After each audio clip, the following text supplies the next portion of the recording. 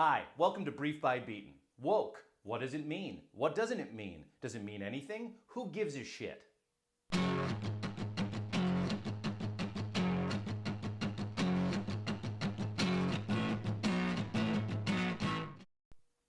What does woke mean?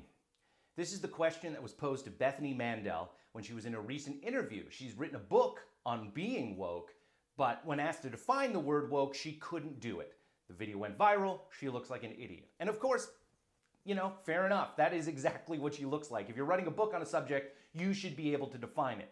I'm going to say this right out of the gate. I don't like the word woke. I don't like to use it. I don't like the word cancel culture. I don't like to use that either. I also don't like normalized, problematic phrases like do better or it's not my job to educate you. All of these are overused by people who don't know what the fuck they're talking about. They just say it. They say it to obfuscate a point. They say it to just oversimplify. Everything's cancel culture. Everything's problematic. Everything's woke. We need to normalize everything. It gets tiresome. And I just don't think it's the argument that we need to have. And I don't think people should need to sit around and try to define some of these words. Although I think, a clear definition from somebody writing on the subject wouldn't be bad. So I'm not going to try to define it either. But what I am going to do is I'm going to try to demonstrate what it is. Example 1 of what I think people mean when they say woke. This article. We need to talk about the rise of white supremacy in yoga. No, we don't. That's not something we actually need to talk about. But this is the way it's framed. We need to talk, using words like white supremacy in yoga. It just gets a lot of people to click on it. The ones who either agree with it and nod along while they read it, or the ones who it outrages and they click and hate read it. And this all has to do with algorithms and different things, which we could also discuss. But the point is that we're not discussing that aspect. We're just talking about the definition of these words. Well, if you want a definition, this isn't one, but it's a good demonstration. This article doesn't even try to illustrate what it means either. They don't connect white supremacy to yoga. Here's the path they take you down. A lot of people interested in natural medicine are also interested in yoga.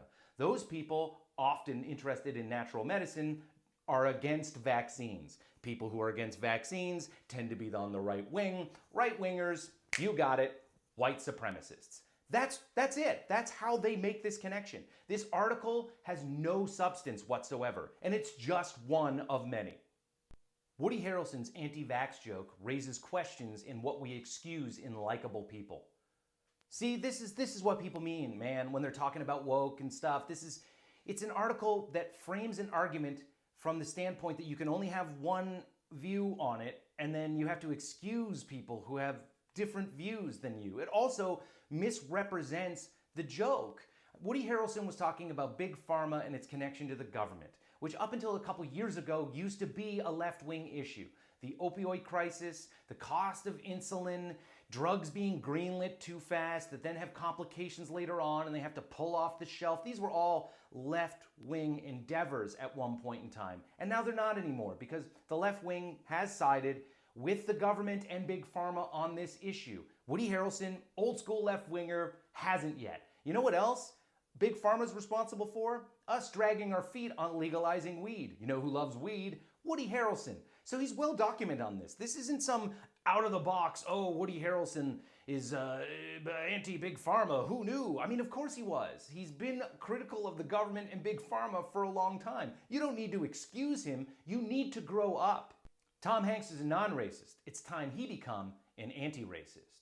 You're going to give people shit for not properly defining the word woke, and you're going to throw out anti-racist and non-racist in the same sentence as if they mean two different things to most people? Are we raising racists? An article whose only purpose is to make white people feel bad about raising little white people.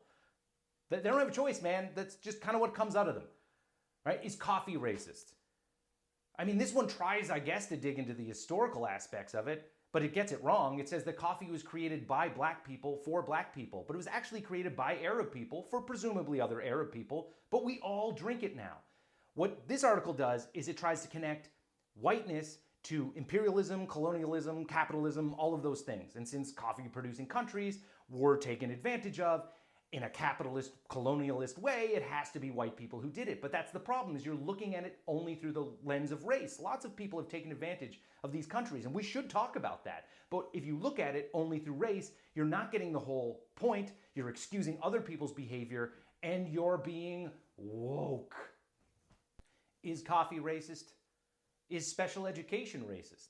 Go to Google and type in, "is blank racist?" and it comes back with, yeah, it is.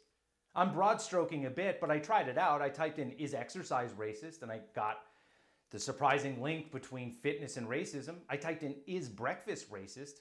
and it went after meal times as a whole. The dogmatic adherence to meal times might be anti-scientific, racist, and actually making you sick. Now, I could see how maybe the science is out on specific meal times and it could be making you sick, but racist feels shoehorned in there. None of these articles come from fringe outlets. You have the New York Times, you have NPR, you have Salon, you have Vox.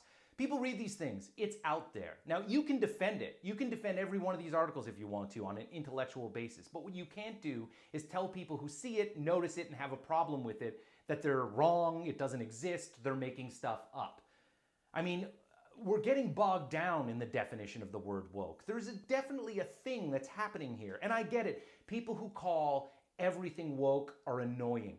People who say that any fight against racism or social injustice are woke, those are annoying people. But so are people who say that everything is racist, like breakfast and exercise.